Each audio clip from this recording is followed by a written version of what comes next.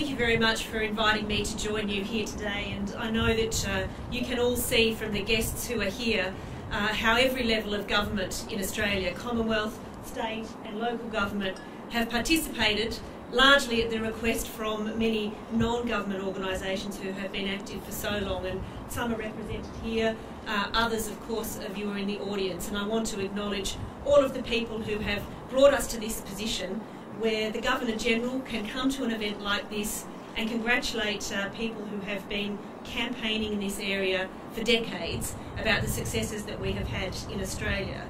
And I want to, while I congratulate everybody for that work and for also carrying that work into international arenas, I think it's marvellous that we can be here at the Opera House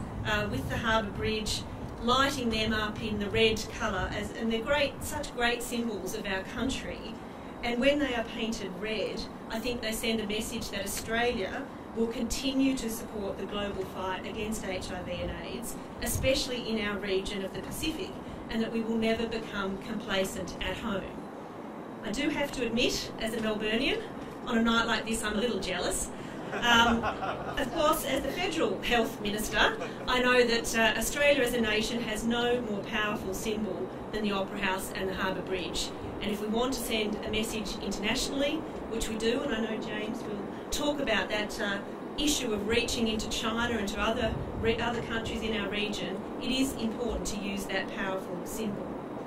Events such as HIV Awareness Week and World AIDS Day do play a vital role in raising awareness about causes and the effects of a terrible disease.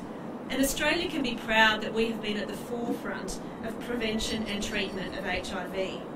We were one of the first countries in the world to introduce HIV screening of the blood supply and to implement clean needle and syringe programs. And of course we continue with strategies that provide guidance and policies relating to prevention, testing and treatment of HIV in Australia. And I'm very proud that this strategy has been developed in partnership with community stakeholders, and so many of you are here tonight. Affected communities, research organisations, medical professionals and of course state and territory health departments. I'm very proud of that cooperative approach that we have taken to fighting HIV/AIDS, and I'm proud that it's been recognised as a success globally. We need to keep reminding people that safe sex practices are critical in keeping HIV transmission in check, and make it clearly understood that there is still as yet no cure or effective vaccine for HIV. But events such as these are also very important in helping to remove the stigma and discrimination still often associated with HIV/AIDS, and underlining the importance of treating people who live with this disease with respect and dignity.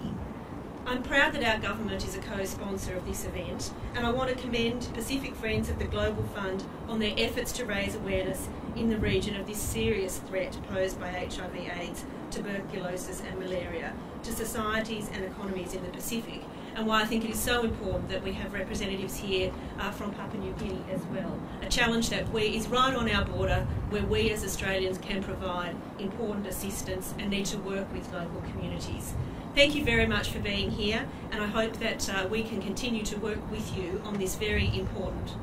campaign that continues in Australia and internationally. Thank you very much.